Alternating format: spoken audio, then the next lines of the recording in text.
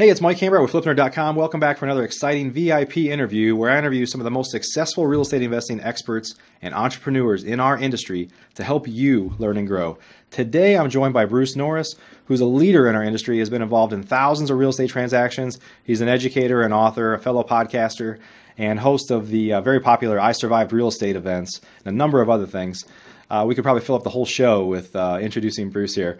But Bruce has a lot more knowledge than we're going to be able to share in a half-hour show. But today we're really going to talk about how to anticipate changing markets and being flexible in your business so that you can thrive over a long period of time, which is what it's all about.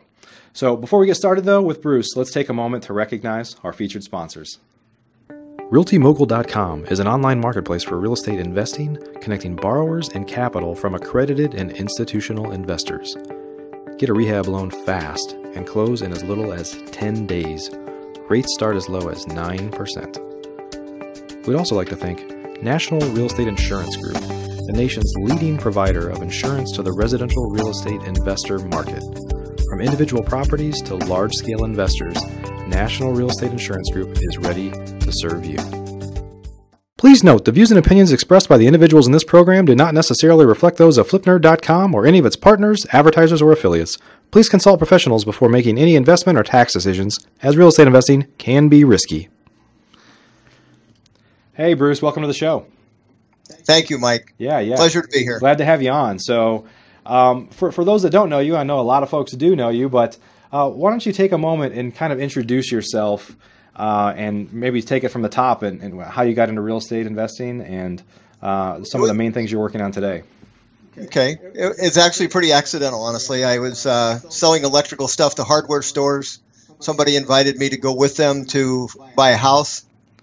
They met with the owner for 15 minutes and they were in foreclosure. We got thrown out of the house and I thought, well, that was interesting. And when we got back to the car, I said, you missed that the lady had said yes. And so even without real estate experience, I could detect what I call compliance. And I knocked on the door again with the guy, and I got us back in, and we bought the house. And when I drove home that night, I said, isn't that interesting? I sell light bulbs, but I understood what just happened, and I got excited about it. Yeah. So I ran and got a license. And I went to go to work for this guy's company, and in the first 30 days, I bought 10 houses and made a year's worth of income on a commission. I did it the next month, and I did it the next month, and after that, I went out on my own. So I was I acclimated very quickly to the idea that cash is cooler than equity. Yeah, that's what I could sell. Yep. I understood that. Yep.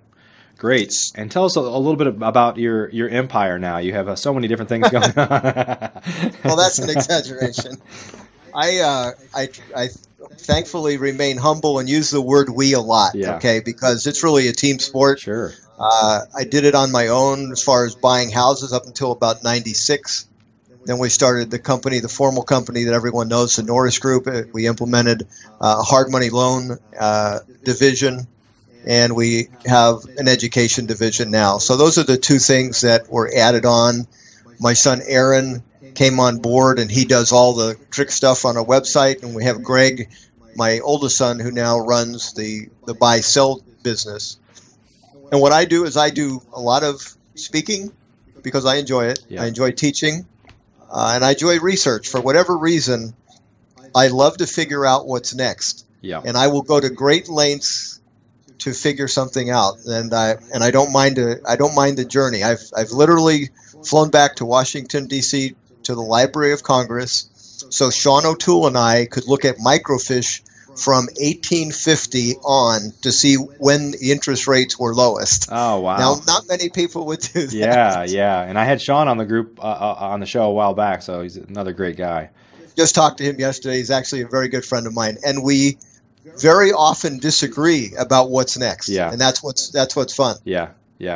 Well, and of course, figuring out what's next is probably as important in California as anywhere else in the country as a California investor.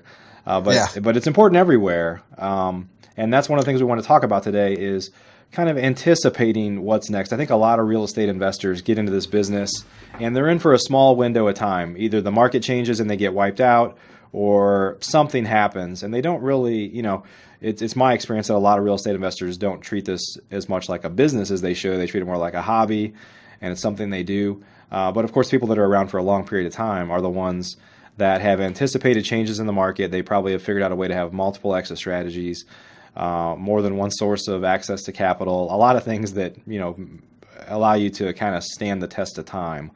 But why don't you just give us your kind of general thoughts on the importance of, because I know it's something that's very important to you, of being able to stay in touch with the market and anticipate what's going to happen next. Yeah, anticipation is really an important feature that I didn't have in the beginning because no one really had that blueprint, if you will. Yeah. So I got started in 1980, fumbled my way to somewhat of successful until about 85, and all of a sudden hit my stride. We started doing some, fairly large transactions and had some good success. And I brought that through 89, where we had one transaction where we made over $1 million, and we were very excited about the future. And then I decided to donate that to my first large mistake, building 7 custom homes in Palm Springs at the wrong time in 1990. And that's the first time it dawned on me that real estate goes both up and down. Yeah. When I was solving that, I basically, at the time, I did advertising much like your franchise does, not just on a billboard, but it was everywhere. So you had signs and ads and all that, getting input from people, and I would buy most of them from people. But then after 1990, the conversation went into, instead of you have a big equity and I can get it for a discount by writing a check, everyone owed more than it was worth. And I thought, wow, this is over. Well, what happened was the inventory shifted to the REO world and to the auction world. And so all of a sudden I had to get up to speed on that, which I did really quickly. And I bought the heck out of houses that way for 4 years. Well, so now I'm an expert at attending auctions. And then in 97, that's the end of auctions for 10 years. Yeah. And you go back to, okay, well, now what's next? And it's repetitive. Yeah. In a Dallas-Fort Worth, it's a little less, as far as price-wise, it's less dynamic. So you don't have the big swings. California can go double in price or triple in price, and then give half of that back and then do it again. Each of those shifts requires a different skill set to buy properties. If I'm buying directly from an REO agent, let's say they don't know me from Adam, I want to get into first place, but I can't do that directly because they probably already have somebody like you, let's say, in your area camped out number 1. Well, I humbly try to get into number 2 slot. Yeah. I want to take Mike's leftovers. I know you're already dealing with Mike. He's a great guy. Is there ever a time he's on vacation? Is there ever a time he says no to something? Let me have that one. It'll be the ugliest one in the bunch, and I'll get my foot in the door, and I'll get myself entrenched in number 2, and eventually maybe I'll get a number 1 slot. So it's building relationships instead of like a one-time close. Right. When I deal with people directly, I never assume I actually have the second chance. I assume I don't. Yeah. Because I've seen a lot of investors keep themselves very busy by thinking that they're liked by the person and that they're going to put it together later. I haven't seen that work as a business methodology. Yeah. What I've seen is somebody challenge the person in front of them to a decision, whether it's yes or no. And so, but that's a very different skill set than building a relationship where somebody's happy you showed up for your 10th purchase. Right. The likelihood you're only going to buy one house from the person sitting next to you when they respond off of a sign call. Right. Right. And they're going to think that you should pay more than you can, and that's your ability to negotiate and believe in the strength of your offer. The easiest way to believe in cash is to sell properties for a living. Yeah, absolutely. Because when you get to the finish line, usually you've been dragged through the mud a little bit. Oh, well, your appraisal didn't come in the way it was supposed to, and the borrower, they don't qualify for as much as they should have, or they bought a car on the way to the escrow closings and now they don't qualify. Whatever it is, when you get to the end, the check is there and you finally just go, oh my gosh, that was so much hassle. Somebody selling one house doesn't know that journey exists. They just think it's easy. Yeah. And so that's part of our job, is to tell them, I know you think a check just shows up automatically. Honestly, it just doesn't. And you're about to go into the world you don't know anything about. You're gonna have a contractor come into your property for the first time. You don't know him from Adam, and you're going to expect them to do what they're supposed to do. They don't do that. Yeah, this is a tougher business than what most people know until they get into it. And the challenge is it's a tough business to scale, because if you've bought one house or 1,000 houses, that 1,000th house really isn't that much easier. The transaction is not that much easier than the first one was, because you're dealing with a different appraiser, a different lender, a different agent, a different buyer with different beliefs on how things should work. And it's just, you're, in my experience, you initially are trying to educate everybody. No, this is how it works, until you realize that it's an endless line of people that need to be educated, and you're never going to be able to educate them all. What we usually try to do on the sales side is we literally induce them to try and use our team by giving them credits in real money to do that. If they don't, that's fine, because we'll go on the journey that you just suggested, and usually make a loop back to our team at the end of the day anyway. Yeah. So, but yeah, you can't always steer it that way, but it's helpful if you can, because you like to know you're getting told the truth. Right. I can deal with almost any problem in the world after so many transactions.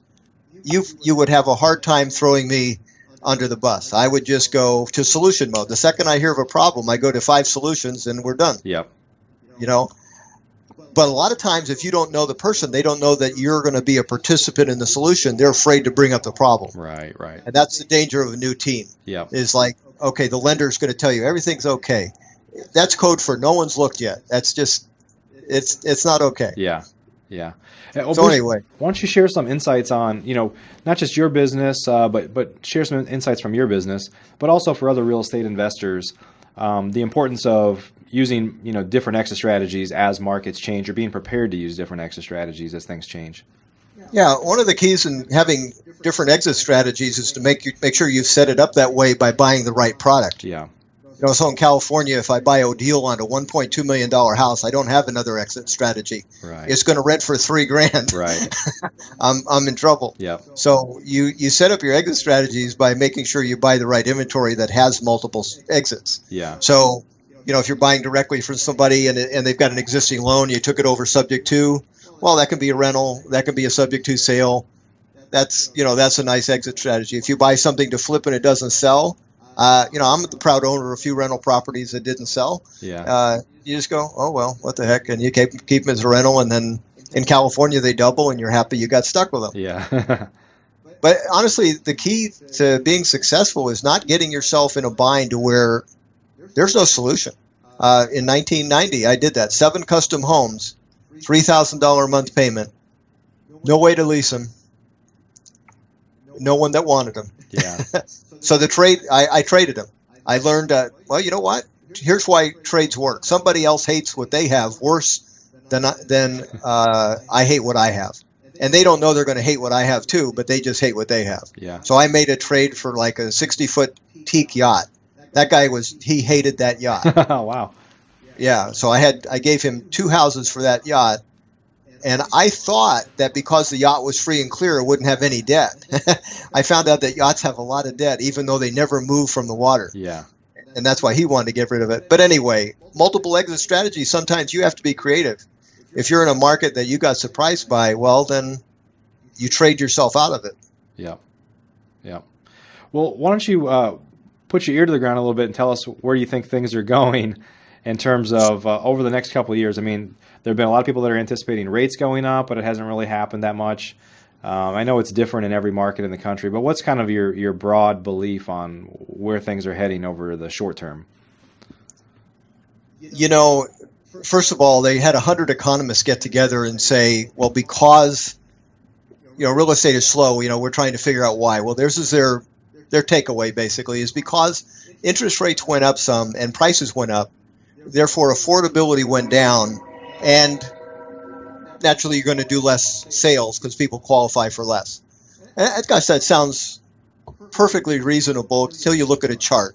And that's why I like charts. Because if you look at charts of California, for instance, between, let's say, 74 and 80, we tripled in price. And volume of sales went up every year during that cycle. Wow. In 85 to 89, we went up 80%, and volume went up every year sequentially. In 2000 to 2005, we went up almost triple, and volume increased every year.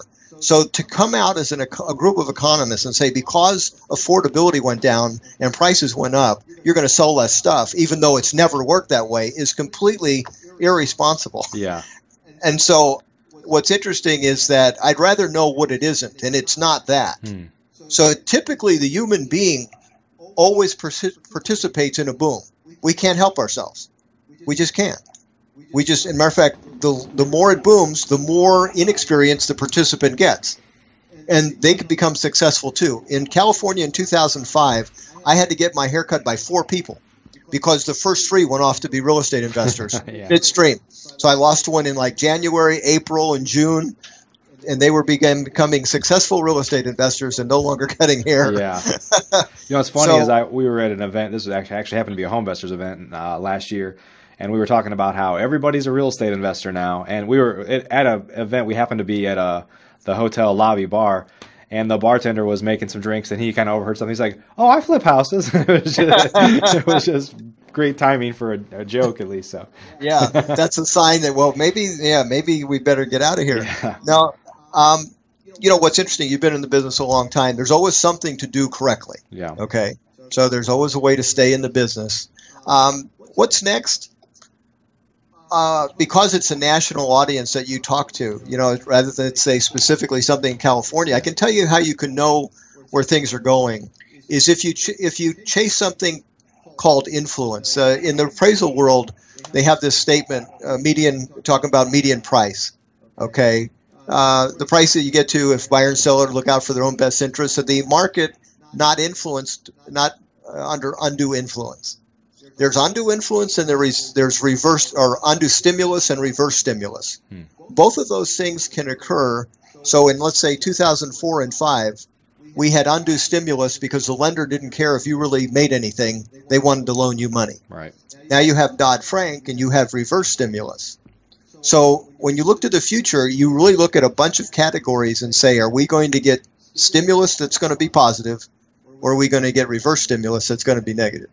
And there's a lot of different categories of that. So the broad picture is that's where I would go. I would start looking at, like Dallas-Fort Worth. Do you get migration of companies? Right. Because you're in an attractive area? That's positive stimulus. Right. What's happening in California? They're leaving. Right. So if I look at a map and they say, okay, well, if you're business friendly, where does California rank as business friendly? 49th out of 50. Right. Dallas is probably, or Texas is probably 1 or 2. Sure.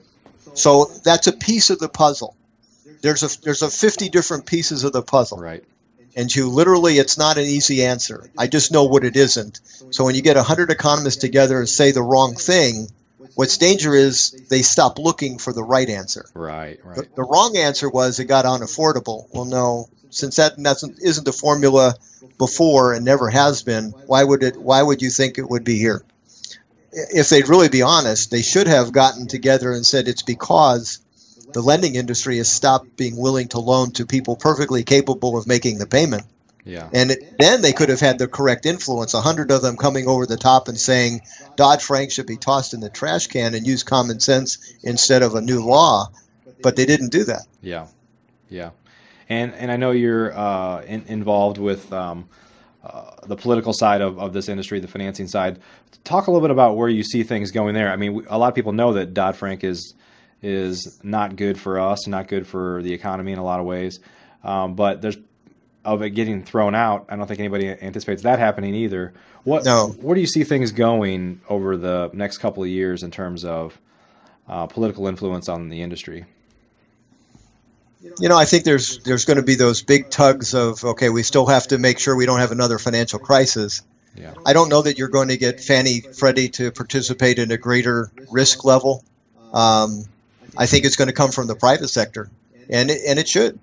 It should. The question is the private sector allowed to participate? I mean, in so many ways, it seems like the legislation that's happening is trying to prevent the private industry from doing anything. It's true. I think that'll loosen up. We were invited back to Washington, D.C. a few months ago. We were on a panel, and in the audience was gazillionaires. I mean, the guys that have the hedge funds with $1 billion chasing the investor. Yeah. My first question was where were you in 2009?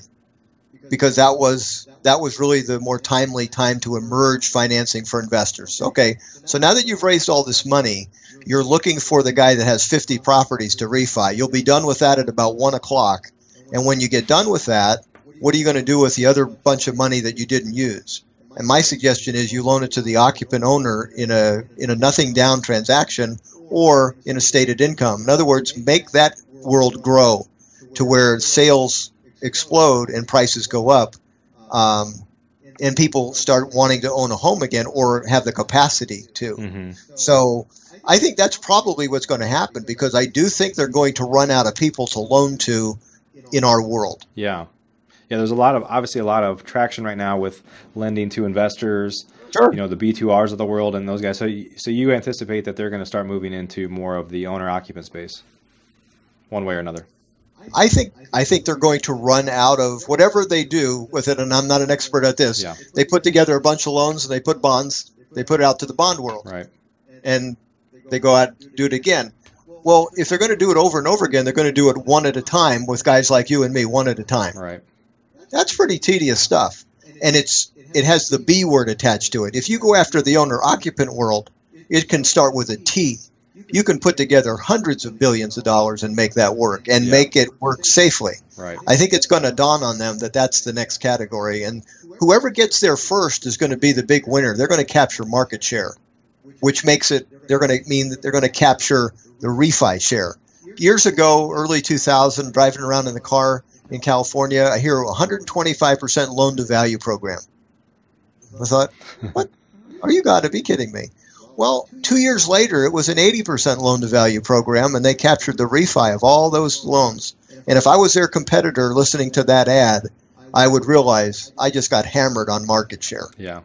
What am I going to dream up? And usually that's what starts to happen, is you start to have a competition. So Wells Fargo came out maybe 2 months ago and said, okay, FHA overlay, we're not going to go crazy on the FICO score. We're going to go to 600. Next day, Carrington said, make it 550. So that's what starts to happen, is these lenders start to compete for market share, and they get rewarded usually with an on-time payment. And then all of a sudden they realize, okay, well, maybe we can stretch the risk level to the next level. And I think that's what's about to occur. If it doesn't, then we may have the new rules written for real estate, and we're not going to like them. Yeah. And the economy is not going to like them. And so that's what I think you'll get a feedback coming back going, okay, you want all these restrictions, that's fine, then be happy with 1% GDP growth and never going up prices. Well, that's risky for lenders. Right. So all of a sudden, and then you do get feedback politically. Now there's articles coming out that there's a lot of minorities that are not getting yes answers from lenders. Okay, well that's that's political. And so now you're going to go back and say, well, we need to be more generous with the programs, or maybe the gift funds for the down payment, or whatever it's going to be. I think we're going to go back to somewhat of a easier qualifying, because we have to. Have to, yeah. Yeah. And what's interesting to me is that it seems like everybody always tries to compete on rate. I mean, think of all the seller financiers out there that are able to seller finance houses at 10, 12% because those people can't get financing, and those buyers are willing to pay that because they're looking at a payment instead of an interest rate. Yeah, and you know what? It's interesting. I think in 2009 we got to speak in front of Fannie Mae, and we had our hard money loan portfolio performance chart, and it was 100% on time, and we were loaning money at 9.9% for rental properties for 5 years. And you could tell they were just stunned that we were loaning money at almost 10%, and it was all current. Yeah. I said, you're afraid to loan to the wrong person. I mean, honestly, you should be loaning a gob of money to these investors right now, because we'll sop up this inventory. Absolutely. But what you just said is true. An owner-occupant, they want a payment they can live with, and that doesn't have to be at 4%. It just doesn't. Right. Yeah. So the private money can figure that out. They could have a loan program at 6.5%. And probably that yield would be very profitable in the bond world, and they could sell hundreds of billions of dollars of that stuff. Yeah, but you're right. I think as soon as you start lending to consumers, all of a sudden it becomes political. You're gouging somebody, or you're taking advantage of somebody, and Well, if you're gouging at 6.5, then wow, that somebody needs to look at an interest rate chart. I got in the business in '81 after having been in my employed by that one guy for 3 months. I decided to do it on my own. I refinanced the house at 17.5. So when anybody says 6, I think it's cheap. Yeah. Yeah. Great. Well, Bruce, what advice would you give to investors that haven't been through a lot of cycles? Even for myself, I'll say I've been in real estate for 6 years, and we've bought a lot of houses. Not a real long time, but when I came in 2008, there were so many people running away, and we did really well because we didn't have the history, we didn't have the legacy, we didn't have any skeletons in the closet, I didn't have any bad inventory, I didn't have any bad habits. Well, you also didn't have any damage. Yeah. In other words, you hadn't been damaged. So you came in and saw opportunity, and you didn't have that experience that just, everything I did that I thought was good just turned to trash. Right. And so you were healthy. Yep. What happens sometimes is you can give yourself too much credit for that. I'm not saying you, but I do. When I was doing well in the 80s, I just rolled the dice to the next bigger thing and then paid a big price for it. And it was really good that 1991 and 92 happened to me because it prevented me from going down in 2005. I was aware there were cycles. Right. And so, you know what? I would look at the history of your state and see how volatile it is. Texas is not one of those places that's super volatile. Right. Prices, you don't go up by 100% and then down by 60. Right, you just don't. So in that sense, it's a different game there. Yeah. Okay. In California, we usually don't have the luxury of a positive cash flow when we buy things. In Texas, you do. Yeah. And you also have an interesting occupant as a renter. They're perfectly willing to rent something for $1,400 that they could get a payment on of $900. Right. And I had to interview some of them for me to understand that because I just didn't get it. Because I had some Texas properties when we 1031 exchanged out of California when we were hiding some of our money away from the damage of California. We landed in Dallas, and I had some of those questions for these people because, how come you just don't buy it? And they were going, well, because we've never had a happy experience owning. Every time we own, we get transferred or there's another job that's better over there. We sell and we lose money. So we just run rent. Yeah. Okay. Do you think, just nationally, it seems like over the past few years, some of what may be going on is that people realize that the American dream is not necessarily home ownership. It's maybe a little bit more of financial dignity, not getting in over your head. But I also feel like, people maybe think that for a short period of time and then they forget it. It's kind of like whenever a woman has a baby, she's like, I'm never going to do that again. And somehow they, if you have more than one child, you forget that. But it's true. You do have a little bit of amnesia. Yeah. But honestly, just when you get to the basics of it, I don't understand somebody that thinks it's better to rent than own. That's a hard thing for me to understand. I'm in escrow. I mentioned off air that I have a house that's in escrow that's sold. It used to be my residence. I built it in 1986 off of the profits of the flip business. Ego's involved in what we do. I mean, we're competitive people. That's just kind of how we get successful. Right. My wife, Marcia, came home from a Bible study and went on and on about the house that it was held at. And I got a little bit bruised ego there, and I said, well, it's not as nice as our house, is it? Because, we had bought this house and really dolled it up, and she said, well, Bruce, it's a custom home. Okay, well, the next day we had a custom home lot in escrow. And I didn't have the money to pay for it, but I had a 30-day escrow and flipped 2 houses and paid off the lot. So we built that custom home, and one of my favorite memories to this day is I'm 34 years old, and I'm where the doctors live in Riverside, at 34. And they're finishing up the kitchen, the granite in the kitchen. And they didn't know I was standing outside of the kitchen. I wasn't eavesdropping. I just happened to be doing something. And they said, I wonder what this guy does. Because they were just totally enthralled that I was there doing this house. And I just got the biggest kick out of that because I got started by getting fired a bunch of times in a row. Yeah. And this industry, I didn't have to fill a resume out you don't have college, you can't play. Oh, you got fired a few times, you can't play. They let me in. And they let me be successful very quickly because I understood one thing. When I have a pile of cash and you have a pile of equity, my stuff is better than yours. And I've always believed that. And I got that concept from the day one. Yeah. And so, I don't know. It's just, to me, that's an exciting business. You look at any other asset. Like if I want to buy gold today, I'm going to pay $1,200 and whatever it is. I can't call up and say, I have all cash. Can I get it for $900? They're going to go, well, no, it's $1,216 or whatever it is. Our asset, you can do that. Yeah. You can say, well, you know what? In your circumstances, you'd actually be better with my $900 than your $1,200 of gross equity because you've got something you want to go do. Right. Right. And with me involved, you get to go do it. It's really that simple. And it's funny what you said too. I know a lot of successful real estate investors, and I think of it in the same way. You think of things in terms of houses. So like you said, you bought a lot. Well, I don't have the money, but I just need to go do a couple deals. And it's not the way we've been taught of I need to save up for something. It's like, well, I want a new car. I gotta go do a couple deals. I call it chunk money. I got the biggest kick out of chunk money. Oh man, that's way better than asking for a raise. Yeah. Yeah. Awesome. Well, hey, Bruce, we're about out of time, but any kind of final comments on, let's say for new real estate investors as they're coming into this market and it's feeling a bit overheated in a lot of parts of the country, and nobody knows what's quite around the corner yet, depending on where you are, but any kind of general advice on those that are maybe just getting started? You know what? It'll be more of an ethics thing, to be honest with you.